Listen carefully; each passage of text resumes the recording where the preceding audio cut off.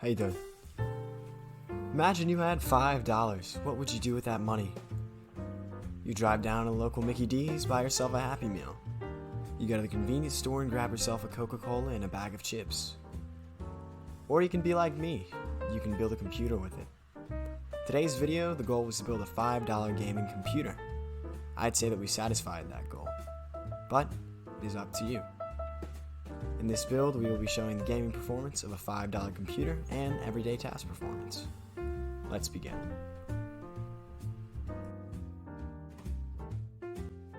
The specs of today's build consist of a Dell OptiPlex 390 motherboard, 8GB of DDR3, an i3-2120, and a 9800 GTX plus 1GB. Now, our PSU we actually found in the trash. The GPU was $1. The motherboard, CPU, and RAM were sold for $3 under the pretense that they were broken. I reseated the RAM sticks. It wasn't broken anymore. Let's move to the games. The first game we benched today was Team Fortress 2. At 1080p max, it was pretty nice, with minimums of 35, a maximum of 260, and an average of 89 FPS. It was very smooth and enjoyable gameplay. Now, don't get me wrong, TF2 is old, and I mean older than a majority of viewers old. However, it was still a very enjoyable experience that I would recommend to any and everyone. In this match alone, we were able to achieve things that I did not think possible. But I will say one thing. The bigger the server you go on, the less amount of frames you will get. The lower pop the server and the less stuff happening therefore, the higher frames you'll get. It all really depends on what you like playing on. And with these servers, some even get modded, and then that really messes with the FPS. All in all, a good experience, a nice gameplay. Counter-Strike Global. This was CSGO 1. This is a little bit older of a recording. But we were able to get it in 1080p low. We had a minimum of 36, a maximum of 230, and an average of 80. CSGO really couldn't be topped by much else, I suppose. Our CPU, our GPU, they kind of just ran well. Nowadays with CS2, I don't think I could even bench it because, unfortunately for this GPU, it lacks DX11 support. However, in CS1, we were still able to achieve very much so playable performance. Next on our list is one of my all-time favorites, Royale.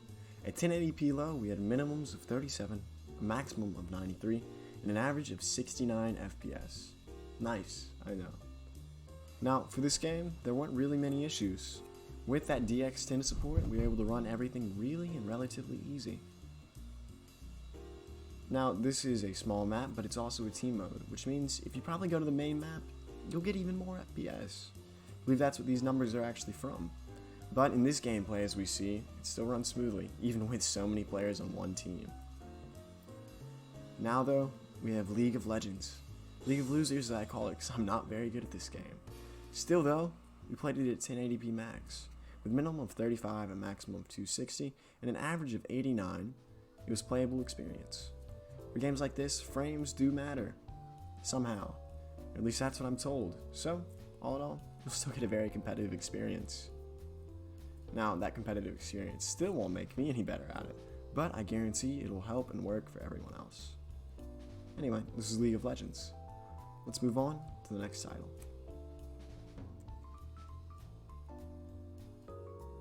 Here it is. It's Paladins. 1080p low. Really not that bad, honestly. Minimums of 36, a maximum of 151, and an average of 87. Another older title, but still given concurrent updates, so it works really well. Nice Overwatch alternative, especially for this card. Anyway, we really didn't see many issues with this. Everything ran smooth, and I was actually able to have a very fun and enjoyable time playing. Though I will say one thing, if you want to build a PC like this, try to go for DX11 support. It helps. Now we have Modern Warfare 3, another one of my all-time favorites. Launching in 2013, it's a little bit older, but it still holds its own pretty good, especially nowadays. Now with the settings maxed out, we had minimums of 79, a maximum of 131, and an average of 103.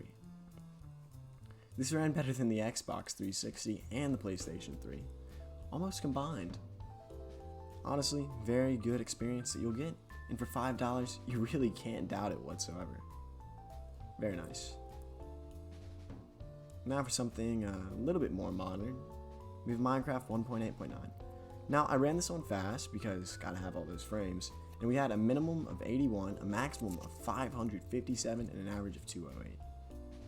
With a game like Minecraft, it's simple. It can run on a potato. They've ran it on potatoes. It's a good game though, and it still gets updates. And if you're wanting to play competitively, it works. Then we had World of Tank Blitz.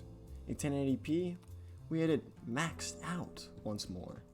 Minimums of 45, maximums of 61, and an average of 60. If you couldn't tell, it locks at 60. However, it was still a very enjoyable gameplay and a really good experience all in all.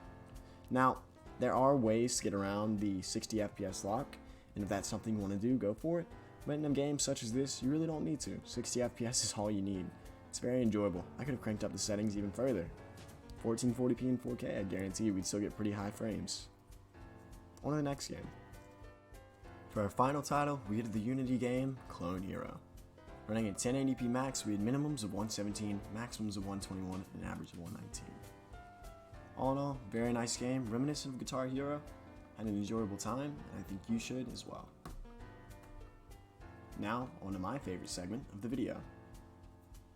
YouTube playback. Now, it ran well in 1080p, but it ran even better in 4K. We were able to get 60 FPS locked. Which, for $5, I really don't know what more you could ask for. Netflix, Disney Plus, anything and everything was so doable with this computer. Really enjoyed it. But on to another topic, where have I been? My upload schedule's been a little bit, sparse, I suppose you could say. Been gone for about 7 months, but I'm making the return. Now, in the future, hopefully we can see more and more videos. But one thing that's important is your feedback. If you can leave a like and comment on this video, and tell me what you think we should do in the future. Give me build ideas. If you want to take it a step further, join the Discord, interact with me there. I'll help you build a PC just like this one, even better if possible. But at the end of the day, I think that this great return was going to lead to many more YouTube videos. Hopefully, a little bit more growth to the channel. But anyway, this was the $5 computer, and let's move to the outro. As always, I say, should you buy this and should you build this? Well, if you get it for $5, I don't see why not.